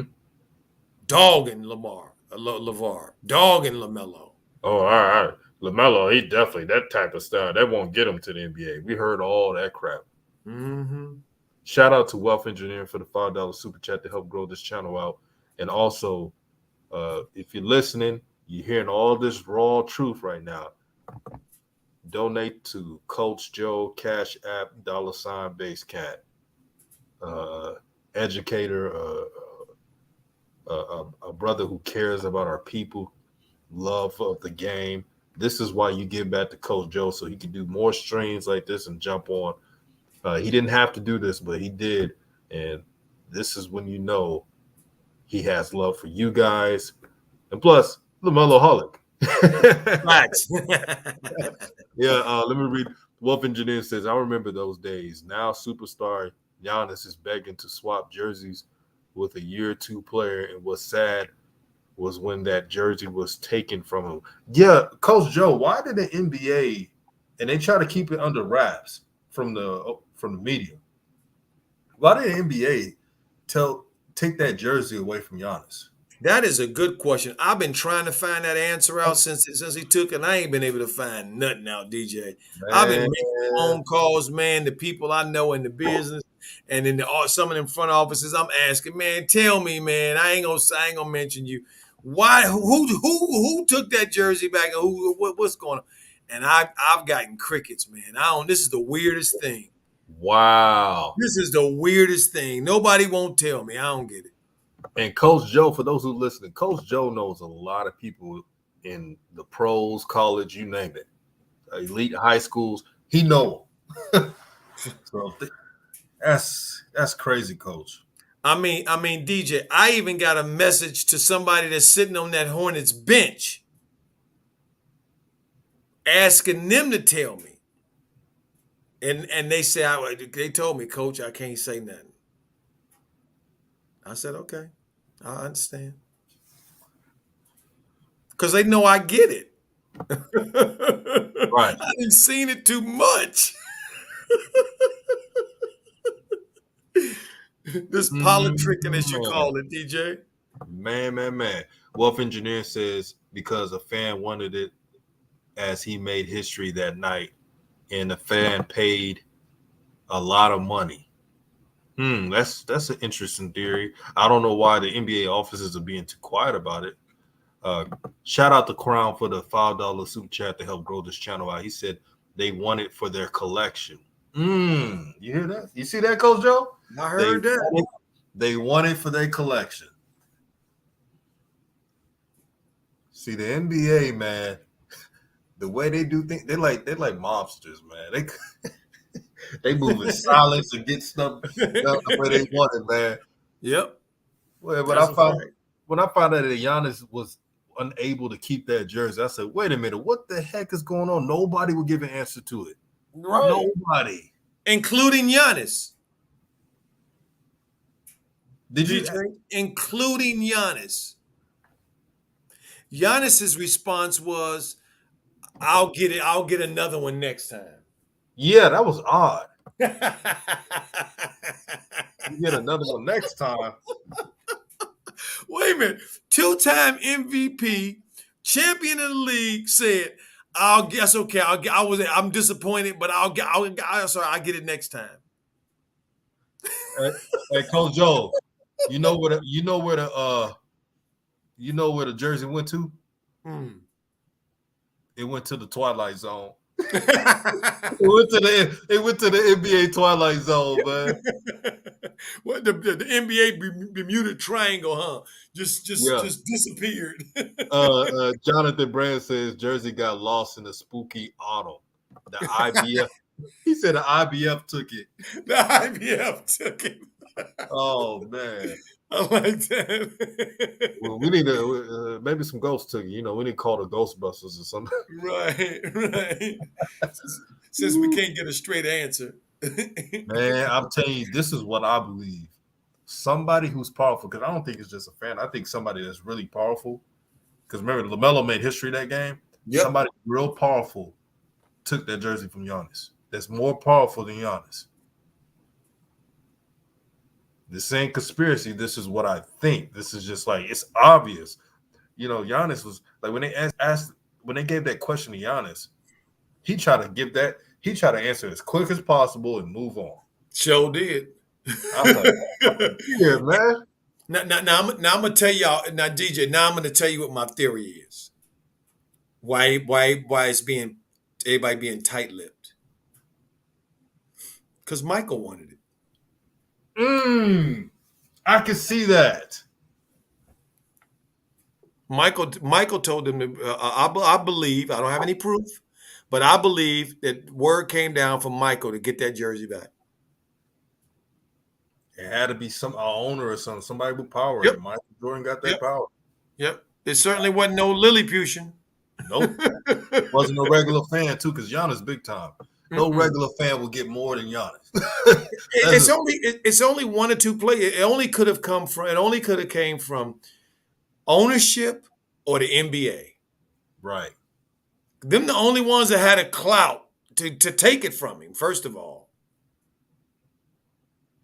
Man, LaMelo, he that popular where the powers that be they taking jerseys away from other NBA stars. And that's right. And as the Crown said, I haven't seen that kind of action before. Coach Joe read my mind. I was just about to type that.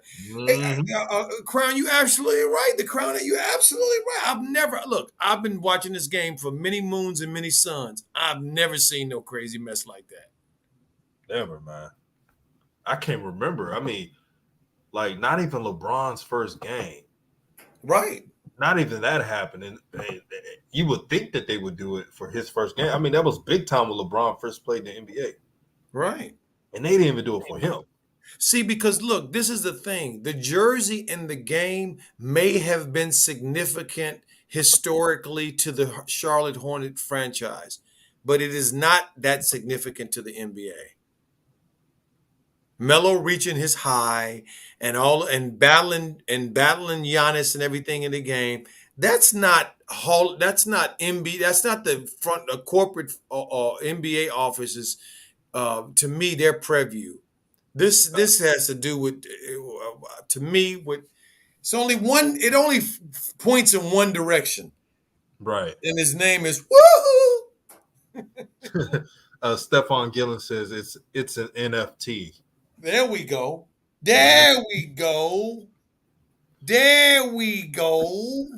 Hey, I need to There. Coach Joe, I need to create like some type of like a accordion thing like church when somebody gives back to the channel or gives back to you or your Cash App. I need to make one, man. I'm gonna put it on this show. Yes, that'll be good. Collection plate. Hey, Jonathan said it was given away before the game. Interesting. man, this is just again, this is like the Twilight Zone. It's going back and forth. But that was a historic game. It was a For the Hornets. Exactly. For the Hornets, absolutely. King C says, I was thinking maybe Lamelo's mom requested it, but the good thing is that they did it live, so that moment is on record. That's true.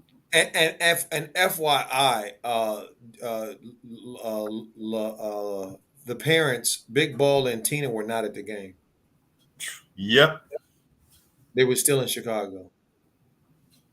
Raptor says, y'all got me thinking, man.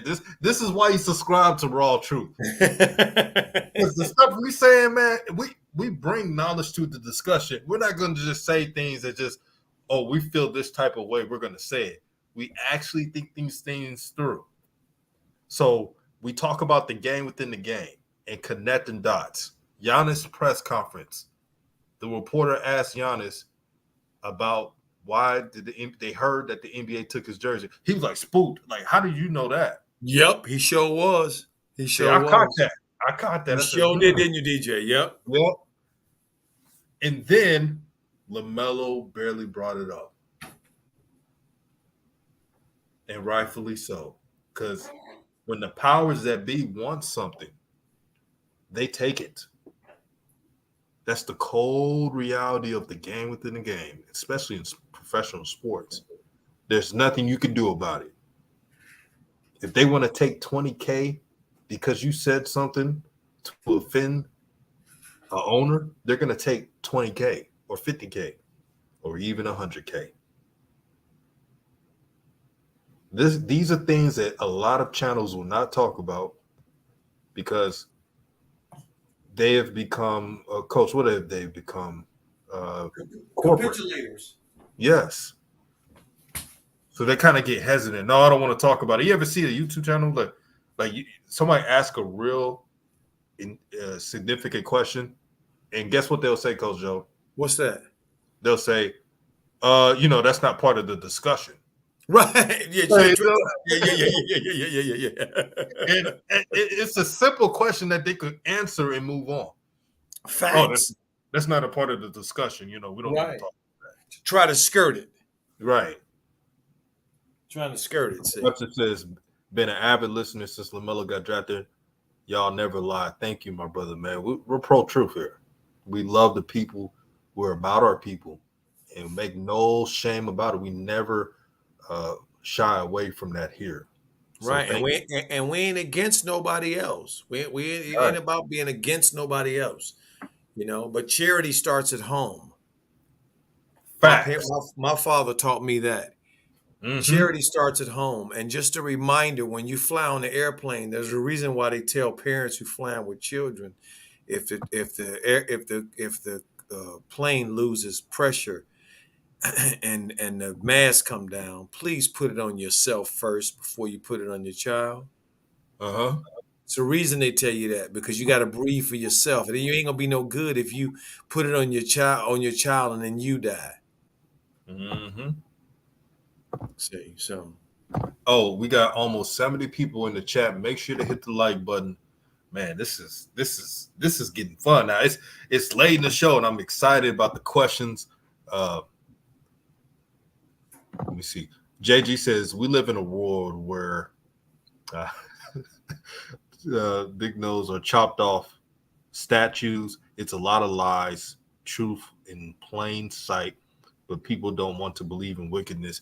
Yeah, we have a history of that. facts. You go to Egypt, why are they chopping off the noses of historic statues that we all know are melanated people who created great things, created the toilet system, created streaming rivers of clean water. That was around centuries ago. Facts. But they want to dumb us down because they're trying to control the narrative. But this is why it's important to read books, to not always get your stuff from social media, to be aware, to not be fooled.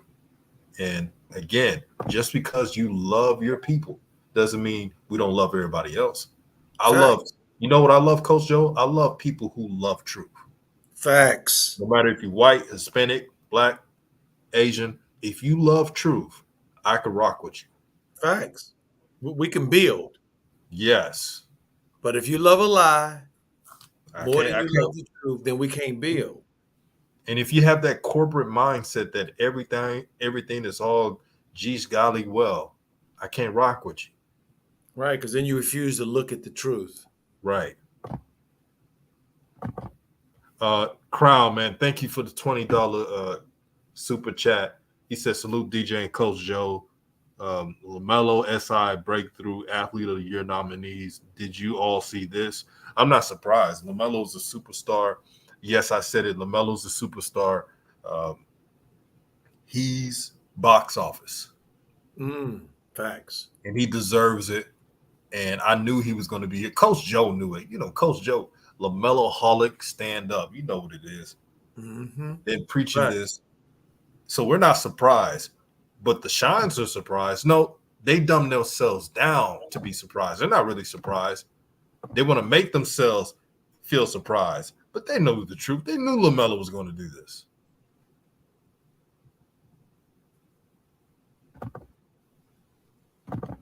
P. Dizzle says, man, it's 2:26 a.m. Got to teach tomorrow. Man, for you to support this channel, P. Dizzle, this late, with an OG Coach Joe and me talking and chopping it up, man, that's love right there, man. You get some good So rest. is. That's right. Appreciate you there, P. Dizzle. Get you some sleep. Do your thing. I want to point this out, Coach Joe. Shout out to all the teachers out there who are working tirelessly, especially in this pandemic, not getting no bonuses, not getting paid enough, which is a goddamn shame. Shout out to all the teachers. It's embarrassing where we got all these resources and the teachers can't even get an honest paid day of their work. So shout out to all the teachers who are holding it down. Facts. The Crown says there are so many levels to this world. He ain't lying. That's the truth. Whole truth, nothing but the truth. Raptor says it's bigger than LaMelo. It's what he and the entire BBB verse represent. Yeah, they don't like they don't like alpha energy, especially in our community. Facts. They don't like when a black man, says, "Yes, I love my family. I'm the head of my family. I'm the leader of my family. We move as one. I have a wife that I support." Right. And Coach Joe, it's crazy because we act like parents got to be perfect. They don't have to be perfect. Right. Well, wait, no. Which parent is perfect? Right. I'm waiting. I mean, and also the guy is a bad guy because he has the audacity to have an opinion about his own kids. Mm. Wow. Wow. I'm still. I will forever blown away by that. Lavar Ball took almost all of this vitriol that he took and has been aimed at his children as well, simply because he believed in them Wow. so strong that to some people it sounded silly. Wow. But but Amazing. but but Coach Joe LeVar, he's loud. He makes bad decisions. He's not a perfect dad. Why are we glorifying it? See, that's the problem. See, DJ. People actually have the nerve to say, "Well, you know that BBB one didn't turn out to be nothing." What have you done? talk to him. Wait a minute. You think starting a shoe company on your first try and never doing that ever in your life before it's going to just come up roses? Then you are an ignorant person. You know nothing about business if you think Mhm. that. LeVar did such amazing stuff with the BBB and the JBL and going over Lithuania and all. He did this stuff. These were home runs, and there are people who actually fix their lips to say he's a failure. And you know what's so funny? I would never diss a person that own their own stuff when I don't own my own. You know what I mean? A No, lot of that's us what's don't own our own crazy. stuff. Wait a minute, that's what's crazy. He didn't beat Nike and Reebok and Adidas and Puma. He didn't dethrone these multinational billion-dollar corporations that've been around forever. He didn't just unseat them. He didn't make them go bankrupt. I've actually, Coach Joe, I've actually heard folks say LeVar's a failure because he didn't beat out Nike, Under Armour. I'm like, what? Right. It's the most asinine thing anybody could ever say out of their mouth. So most uninformed thing anybody could ever say out of their mouths. Unbelievable. Unbelievable. That this dude is a bad guy for saying how much he believed in his kids and wanting to set his children up, his boys up for success. In business. Remember they got mad when they said he wanted $300 million for each of his sons, which Right. equals $300 million. Now, here's what I'm about to tell y'all about to spin your head off. In college football, y'all know I'm from Texas, even though I live in the West Coast now, but I'm originally from Texas, Houston, Texas. Shout out H-Town. The University of Texas, they're capitalizing on NIL deals, which shout out to the athletes. They deserve it. This should have been happening years ago. Can you imagine if the Miami Hurricane football team in the 80s and early 90s had NIL when they brought the swagger? Oh, my stars. Oh, my So stars. if you're an offensive lineman going to the University of Texas, starter or not, do you know that for 4 years you get a total of $150,000 for each for the 4 years you stay at Texas if you're an offensive lineman? Now that's just one, and it's called the pancake, which is means you get a pancake block for offensive line. It's called a pancake NIL Right. deal. Basically, when you steamroll a defensive player. Exactly. You could be off the bench for 4 years getting 100. So it's 50 million per year. No, not 50 million. 50,000 per year, which is good for any teenager. It's great. I mean, there's people that ain't making that in a year. Some people are making barely 40,000 a year. So, yep. If a regular offensive lineman is getting that with the NIL, can you imagine what Lamelo would have made if they did the NIL and they allowed him to sell his shoes in college? Playing for USC, because remember, Lamelo wanted to go to USC after he admitted that in the interview that he was going to go to play with Big O. If they allowed him to do it in college, they did it too late. See, the NCAA dropped the ball by not allowing Lamelo to play in college. Facts. because they would have generated a whole lot of money, especially March Madness. Well, not just the money, DJ. What they did was what they don't realize. This is what they didn't realize they did by stripping Melo by saying Melo cannot be a part of their fraternity. He can't be a part of their organization. What they did was they delegitimized their product. Right. Okay, look at the steps. NBA went to paying kids in the G League. Okay, I remember when Ed O'Bannon first brought this lawsuit against the NCAA for not paying for making money off of the likeness of these athletes and not allowing them to make anything off of their own likeness. See what they tried to do was they tried to do what they normally do with individuals, many of us who try to trailblaze. They just shut your ass down, but and they and just smother you just with all of their power, their infrastructure, their money, their status. They just crush you. But what happened is that because of Melo's and because of where we are in the world and technology and social media and all that, when they did that, it spread like wildfires, and it looked like what exactly was bullying. These big dudes bullying somebody they bigger than, and so as a result, they didn't screw themselves up. Now top players now are considered going to the G League and skipping that thing altogether. Right. So, Coach Joe, man, this is a really fun stream, man. Shout out to King C again. He said, "I love this media network. You can never find DJ or Coach going around watching what other content creators are doing, then use this platform to lend base. DJ is all about blessings for all." Man, I appreciate that, man. Facts.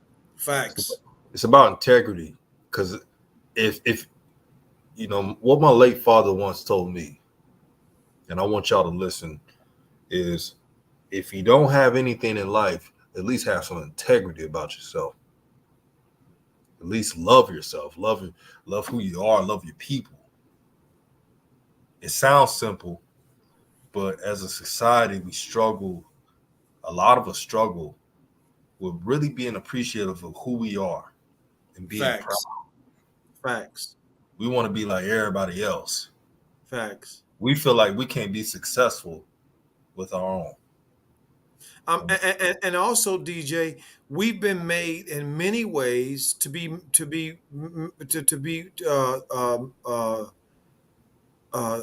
ostracized and treated less than when we stand up for ourselves. When we say, "Hey, wait a minute, I'm just as valuable as anybody else. I'm just as important as anybody else. I'm just as smart as anybody else." My grandmother used to say, my grandlady used to say this to me. She used to say, "It's a poor dog that won't wag its own tail."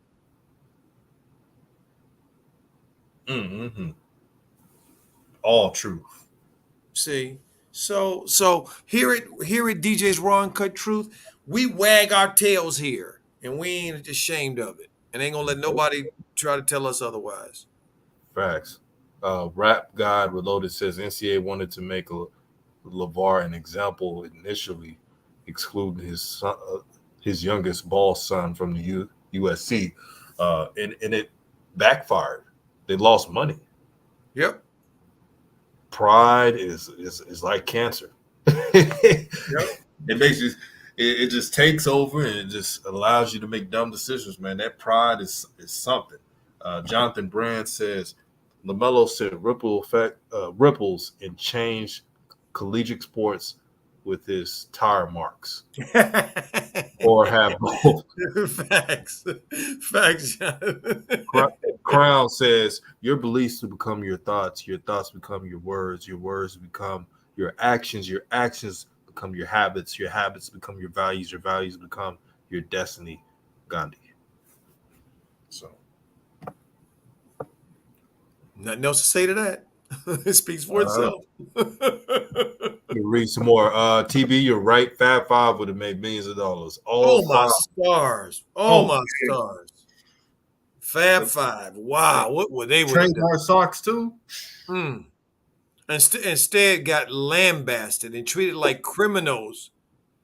Criminals. How That dare was you wear that long was shorts? bad. How dare you wear black socks? How dare you wear black shoes? How dare you shave your head? Who do you think you are? I mean, is anybody other than me and DJ think this is how absurd this thing is? These things are Mm-hmm. absurd. You should be vilified. You should be torn down. Your house should be bombed. Your car should be keyed because of the shorts that you wear. Oh my God. This is the world we've been living in. Because of your socks. Wow. And to go back to Lavar Ball, this is how they try to emasculate black men. Here's a father, Lavar Ball, who took his family years ago to Chino Hills. Him and his wife. Chino Hills is expensive, and they've always lived in that house. They were trying to act like, oh, he's trying to make money off his sons, like he didn't have money. That's that's the emasculation I'm talking about. So a man that did everything for his family and took them out of a, like, not took them out, but placed them in an area where they're not in the inner city or in the hood before they were even born, who's worked hard all his life, to say everything he's done is because of his sons. But I'm not surprised when I see that, because they don't want to see kids thanking their fathers. Coach Joe, what do you see in these drafts? Yep. Show the mom, ignore the daddy. Right. Did you know that Jason Tatum has a father and he still has a good relationship with his father? Why was ESPN talking about he grew up with a single mother? That wasn't even true. Yep. Like, his mother and his father are not together, but they have a good relationship. But ESPN thought, oh no, that's not going to sell. I mean, for me, DJ, Rap Guard Reloaded says KG would have been a billionaire if he didn't get robbed. Same with AI. I want to say something to Rap God. First of all, how Yeah. you doing, Young G? About what you just said here. KG just penned a letter about a month ago, maybe 2 months ago, to I think to the Minnesota fan base, because KG and his put together a group of investors to buy the Minnesota Timberwolves, because that's the team that he played for. That's the team that drafted him out of high school. That's the team that he spent many moons and many suns and endless hours of blood, sweat, and tears given to that organization and to the city of Minneapolis. Very loyal to them. Some people said to a fault that he should have left long before he did. But when it came time for when KG submitted his offer for the team with hit from his group, it wasn't a low offer. It wasn't an offer that that didn't have backing, that didn't have all of his I's dotted and his T's crossed at all. But for some reason, the owner, Glenn Taylor, who paid Kevin all those years and sat on the sidelines and cheered for him, for some reason he couldn't find it within himself, for whatever reason, to accept Kevin's group's offer. So Kevin could end up being an owner in the NBA of a franchise that he helped build. He instead sold it to the group that was led by uh, A-Rod, Alex Rodriguez, who was not even a basketball player and was a baseball player and had nothing to do with basketball or the Minnesota Timberwolves. So Kevin wrote that letter with tears in his eyes saying how disappointed and hurt he was. That right there speaks to what it's like for us in this country.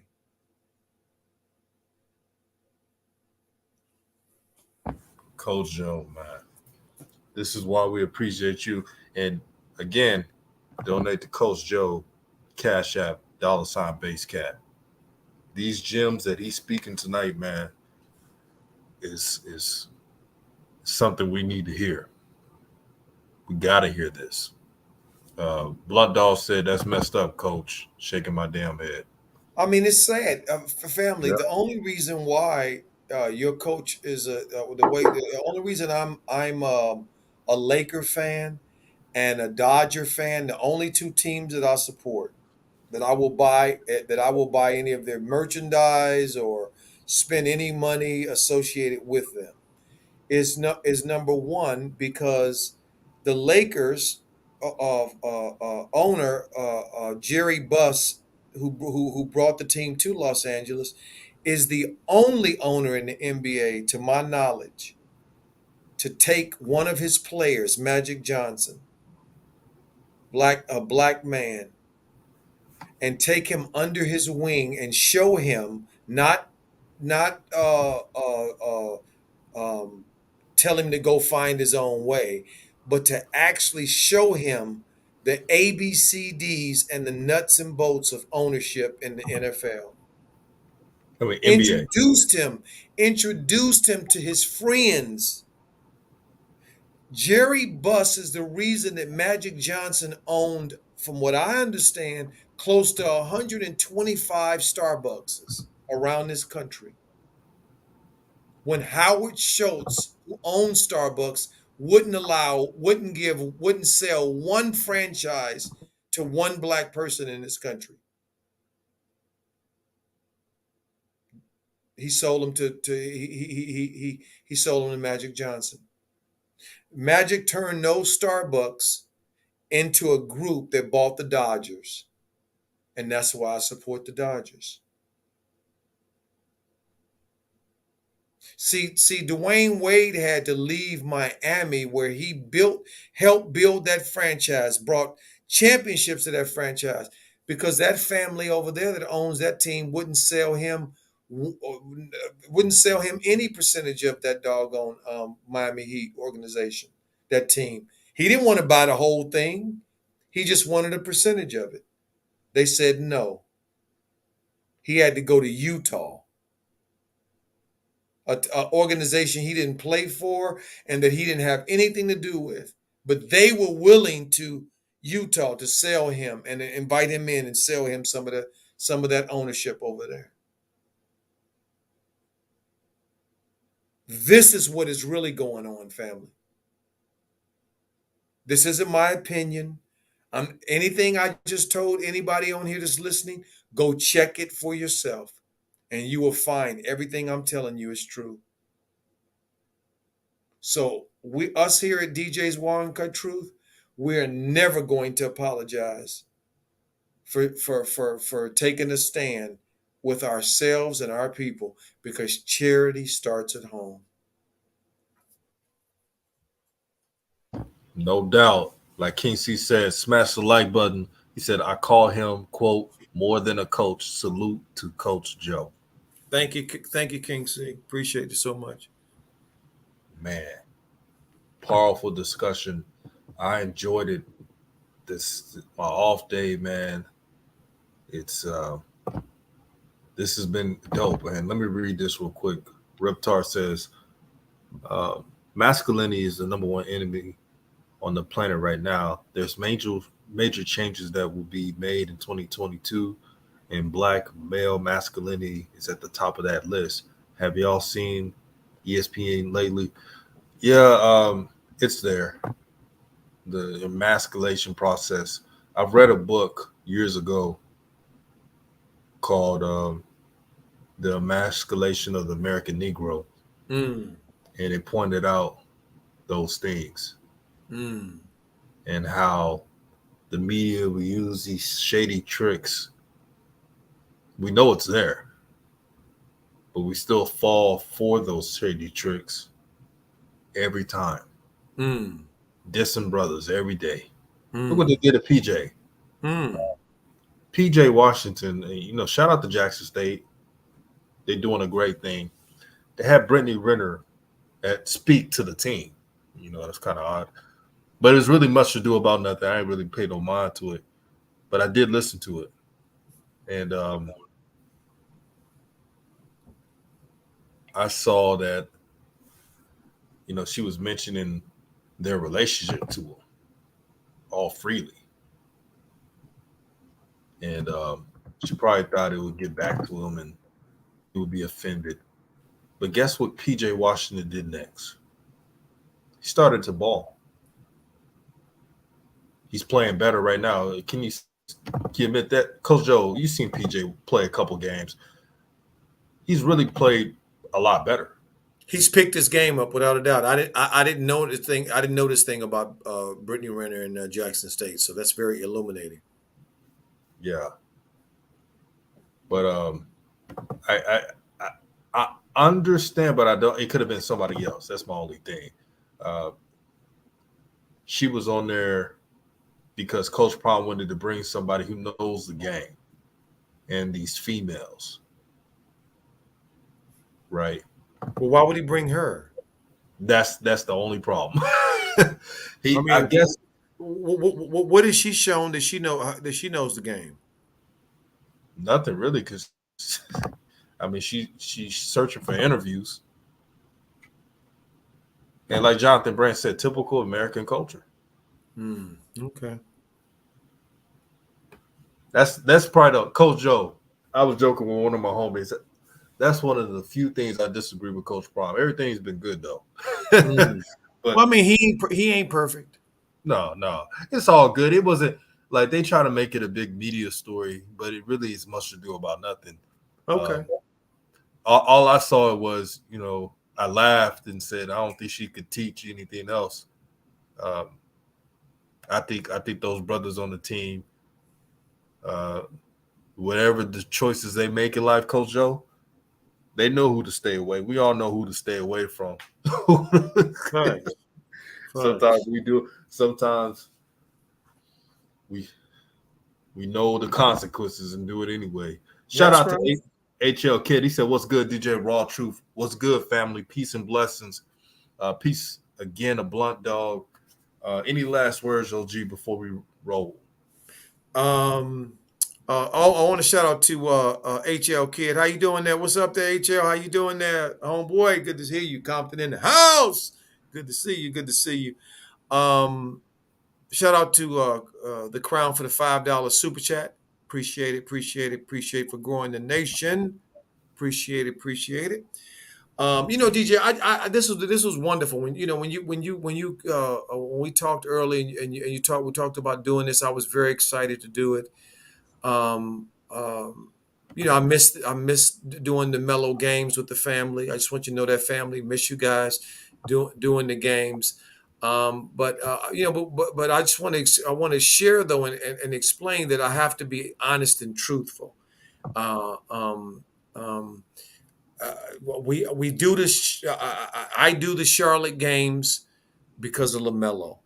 I don't do them because of the Charlotte Hornets. Mm-hmm.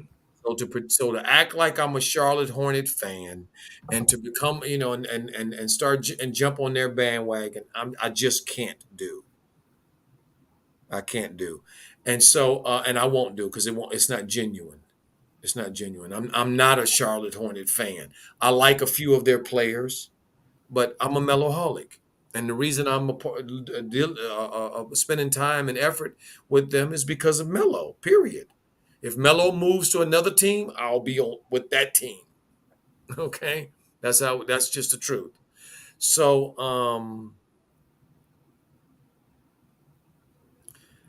so I just want to say that that full disclosure, and also DJ, to let the family know, we will be doing the game, a Lakers Yes. game tomorrow. We're going to be Lakers, Lakers Boston tomorrow. Lakers versus Celtics. We're Yes. going live. Man, tune in. What time? What time is the game, DJ? 7. 7 o'clock. 7 o'clock Pacific time, family. So we'll be doing that game, our first non Charlotte game. So I'm really looking forward to it because it's me and DJ's team, the Lakers. So I'm looking forward to doing the Lakers, and sharing it with the family. So I just want to thank you, DJ, as always. Because you what you do goes really is beyond the pale. I mean, the commitment and the love that you have for this channel comes across so clearly, and I'm so grateful and thank you for it. To the family in the chat, thank you guys, all the familiar faces. You know who you are. Appreciate you so very much. And tune in tomorrow night, family. We're gonna do the Lakers in Boston, and we're gonna have a lot of fun. So I always like to end with Ubuntu, a word I learned over in Africa, which means essentially, because of me, you are, because of you, I am. We are one. Have a blessed and wonderful evening, family. Bye-bye. Yes, indeed. Remember, peace and blessings, everybody. Peace and love. Love your neighbor. Love the next person you know. And let's try to be the best people we can be. Let's show compassion. Let's understand each other. Uh, let's get negative energy out the way and live every day with a purpose, man. Raw truth family, and we out.